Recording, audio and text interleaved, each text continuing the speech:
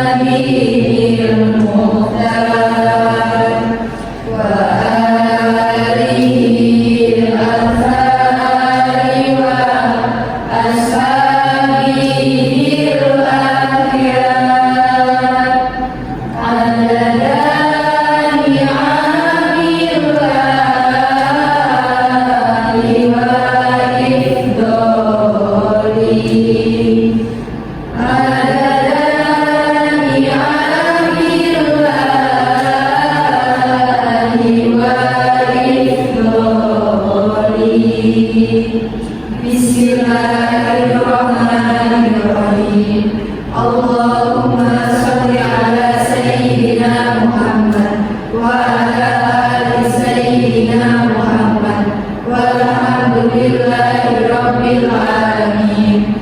Allahumma akhrijna min dhulumatil wahmi wa akrimna bi nuril fahmi wa aftah lana abwabal ilmi wa zayyinna bil akhlaqil hasani. Rabbi zidni ilman nafi'an wa rizqan wasi'an halalan thayyiban mubarakan waj'alna min ibadikas sholihin bi rahmatika ya arhamar rahimin. Wa sallallahu ala sayyidina Muhammad wa ala alihi wa sahbihi ajma'in walhamdulillahi rabbil alamin. Assalamualaikum warahmatullahi wabarakatuh. Waalaikumsalam warahmatullahi wabarakatuh. Kami dari kelompok 10 ingin mempresentasikan hasil kerja kelompok kami yang berjudul Manajemen Pemeliharaan McDonald. Yang langsung saja yang pertama. Kenalkan, nama saya Muhammad Dani, saya pembaca pertama. Sini ada gambaran umum McDonald. Gambaran umum McDonald's. McDonald adalah jaringan restoran cepat saji terbesar di dunia dengan lebih dari 38.000 restoran di lebih dari 100 negara. Didirikan pada tahun 1940, McDonald melayani sekitar 69 juta pelanggan setiap hari. Keberhasilan McDonald didukung oleh inovasi, operasional yang efisien, dan manajemen pemeliharaan yang efektif. Peran manajemen pemeliharaan. Manajemen pemeliharaan di McDonald sangat penting untuk memastikan kelancaran operasional, keamanan makanan, dan kepuasan pelanggan. Strategi pemeliharaan yang efektif membantu menjaga peralatan dan fasilitas dalam kondisi optimal, sehingga mendukung operasional restoran yang efisien. Selanjutnya, Selanjutnya ada pentingnya pemeliharaan untuk keberlanjutan bisnis. Yang pertama ada efisiensi operasional, yaitu pemeliharaan rutin menjaga peralatan dapur McDonald dalam kondisi optimal. Yang kedua ada pengurangan biaya. Pemeliharaan preventif membantu mencegah masalah besar dengan mengatasi masalah kecil lebih awal. Yang ketiga, kualitas produk.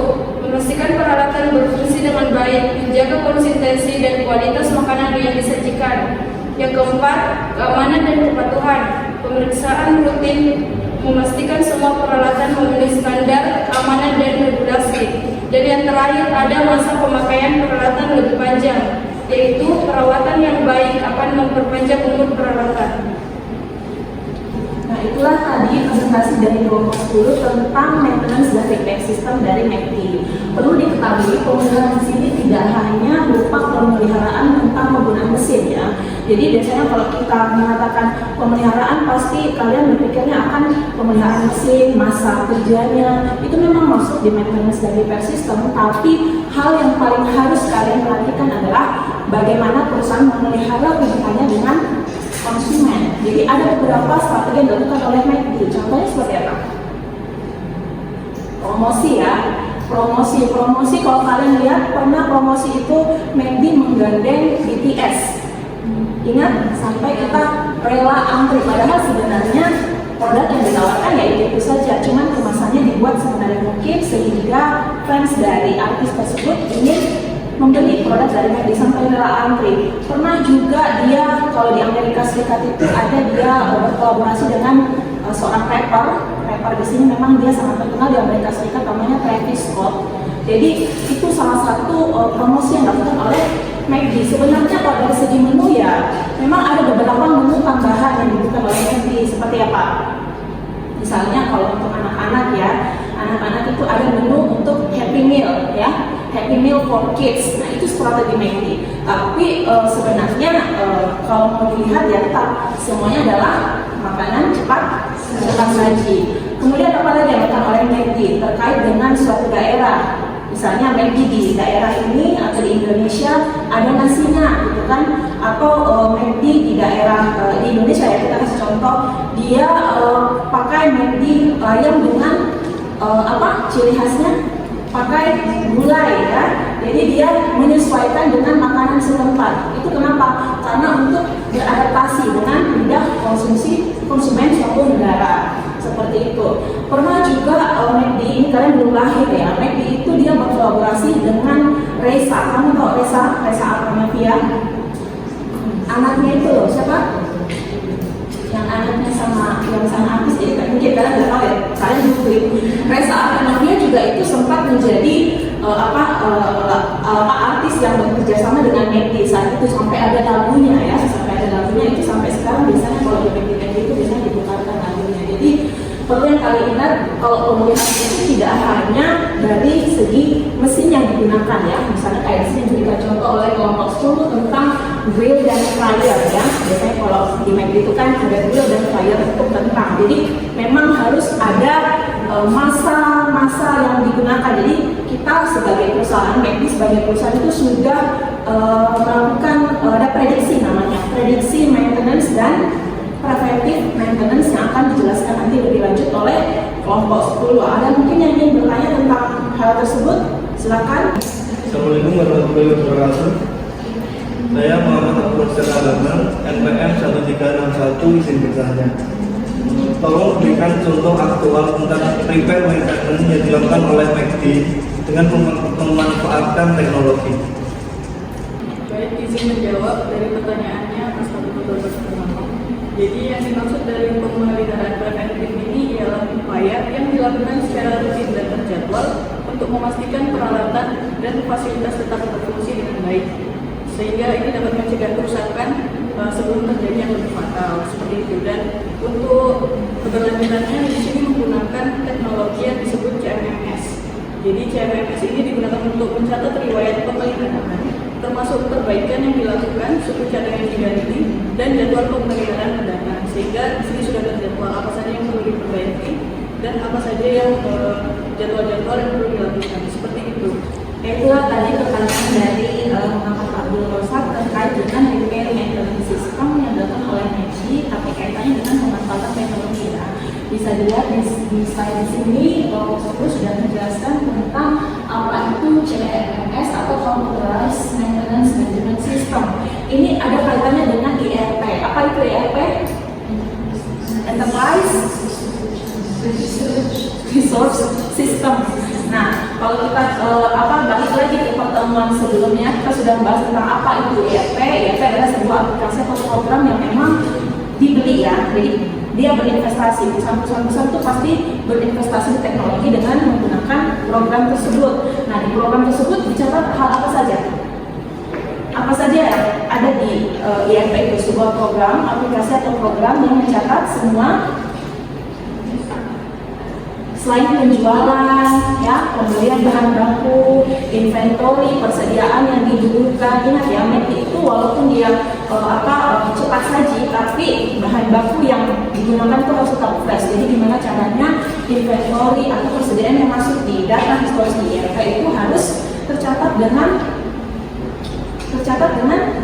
sesuai jadwalnya ya. Jadi ada prediksinya kapan harus melakukan pembelian, kapan harus menggunakan persediaan tersebut. Jadi walaupun kita melakukan pembelian persediaan, jangan sampai persediaan tersebut nantinya jadi rusak ya. Jadi akan berpengaruh terhadap kualitas dari McD. Jadi itu. Jadi harus ada pencatatan. Itu semuanya tercatat di ERP. Jadi sebuah aplikasi atau program di mana itu ada data historis, kapan ada pembelian, kapan penjualan, apakah sesuai dengan target atau tidak gitu ya. Nah, kalau misalnya terjadi kerusakan pun, misalnya kebocoran data atau hilang data ya, kalau kebocoran data itu hampir jarang ya terjadi ERP. Tapi kalau misalnya terjadi kehilangan data, aplikasi atau program tersebut secara langsung membackup data yang sudah pernah dicatat. Jadi itu keunggulan dari ERP. Cuman balik lagi dalam hal penggunaannya perlu karyawan yang memang atau perlu teknisi atau yang orang-orang yang memang sudah diberikan pelatihan ya untuk menggunakan aplikasi tersebut. Karena semakin canggih sebuah sistem, harusnya juga SDM-nya juga bisa mengaplikasikan aplikasi tersebut. Jadi kalau terkait dengan preventive maintenance atau pemeliharaan yang preventif, yaitu tadi McD menggunakan CMMS yang merupakan bagian dari Enterprise Resource Planning. Assalamualaikum warahmatullahi wabarakatuh. Perkenalkan, saya Gabriela Pria, NPM 1230. Saya mau bertanya terkait minta tolong jelaskan perbedaan antara pemeliharaan preventif dengan pemeliharaan reaktif di perusahaan McDonald's. Baik, saya akan menjawab pertanyaan dari Mbak Nilda. Kategori pemeliharaan preventif adalah upaya yang dilakukan secara rutin dan terjadwal untuk memastikan peralatan dan fasilitas tetap berfungsi dengan baik dan mencegah kerusakan sebelum terjadi. Ini termasuk pembersihan, pelunasan, dan penggantian peralatan secara berkala. Realisasi pemeriksaan dan pembersihan harian. Setiap hari staf McD melakukan pemeriksaan dan pembersihan peralatan dapur seperti fryer, grill, dan mesin minuman untuk memastikan tidak ada residu yang menumpuk dan semua peralatan berfungsi dengan baik. 2. Pemeliharaan reaktif adalah tindakan perbaikan yang dilakukan setelah terjadi kerusakan atau malfungsi pada peralatan. Contoh, penggantian komponen yang rusak ketika bagian penting dari peralatan seperti elemen pemanas pada grill rusak, bagian tersebut segera diganti untuk memastikan peralatan dapat digunakan kembali secepat mungkin. Oke, sekarang untuk menjawab pertanyaan dari Mbak Linda tentang perbedaan dari preventive maintenance dan reactive maintenance ya, atau pemeliharaan. Jadi bisa dilihat di slide di sini, itu sebenarnya dilihat dari segi kapan ya. Kalau misalnya preventive maintenance preventif itu artinya apa? Pencegahan. Jadi sebelum terjadi kerusakan ya, pihak manajemen itu kan sudah harus tahu penggunaan mesin ini dia bisa berapa tahun gitu kan. Jadi sebelum dia rusak, dia sudah harus melakukan maintenance atau pemeliharaan. Jadi sebelumnya. Sementara kalau reactive maintenance atau pemeliharaan reaktif itu setelah ya. tapi alangkah baiknya memang itu kalau misalnya kalau ditanyakan yang lebih baik mana Bu ya. Ya kalau misalnya ditanyakan lebih baik ya sebelum kalau tuh ternyata mesin itu rusak ya itu akan membutuhkan biaya lagi kan. Ya, jadi kalau dari segi penghematan biaya, dari segi operasional dan budgetnya memang kita lebih memilih yang preventif atau pencegahan. Jadi misalnya kalau di McD itu kita aplikasikan lagi ya, contoh di McD itu dalam hal apa tadi kalau di slide itu ada selain mesin-mesinnya apa saja kayak penggorengan ya, pemanggangan, terus lemari esnya juga harus ada maintenance. Kenapa kok lemari es juga harus dilakukan tindakan preventif? Karena untuk menjaga, jadi kalau lemari es itu kan ada masa ini ya, apakah suhunya tetap sama? Jadi kalau misalnya suhunya berkurang atau tidak seharusnya, misalnya di harus sekian derajat tapi ternyata sudah namanya alat ya, pasti terjadi depresiasi. Depresiasi itu artinya penurunan daya fungsinya. Jadi sama seperti mobil pasti terdepresiasi. Jadi ada aset-aset yang memang dia terdepresiasi atau nilai gunanya itu semakin menurun. Nah, itu harus sudah dicatat juga ya, dicatat. Jadi kapan lemari es ini ya daya terjadi depresiasi. Kalau misalnya tidak dilakukan preventif itu nanti akan berpengaruh ke penyimpanan bahan baku yang tadinya harus sekian berapa derajat karena rusak. Nah, makanya itu harus dilakukan preventive maintenance ya. Sementara kalau reaktif tadi dari segi waktunya ya setelah rusak, tapi sebaiknya ini tidak terjadi ya, karena kalau sudah rusak itu akan berpengaruh ke kualitas makanan yang disajikan. Nah, ini tidak hanya berlaku di restoran cepat saji, of course ya, tapi juga berlaku di semua jenis perusahaan. Misalnya perusahaan apa? Misalnya kalau kalian pernah dengar terjadi kecelakaan pesawat itu karena pesawatnya itu tidak dilakukan maintenance ya. Bahkan pesawat yang baru sekalipun itu bisa terjadi faktor human error seperti itu terjadi kecelakaan karena mesinnya baru ini bukan mesin lama ya, mesinnya baru tapi pilot yang mengendalikan pesawat tersebut tidak diberikan edukasi kalau jenis pesawat ini harus seperti ini, jenis pesawat ini harus seperti ini. Jadi memang itu sama dengan yang tadi IRP ya, walaupun aplikasinya bagus, aplikasi programnya bagus, tapi kalau tidak disertai dengan pengetahuan dari orang yang mengaplikasikan program tersebut tidak akan bisa. Jadi ini semua cakupannya luas ya. Cuman kita berikan contoh aktual di McD, apa itu tentang pemeliharaan preventif dan pemeliharaan preventif. Semoga bisa terjawab ya Mbak Yoda. Baiklah, itulah tadi materi tentang pengelolaan perbaikan tentang maintenance security system yang dibawakan oleh kelompok 10. Saya akhiri pertemuan ini, sampai jumpa nanti di next semester ya. Selamat berjuang untuk ujian akhir semester. Untuk mengakhiri pertemuan ini kita tutup dengan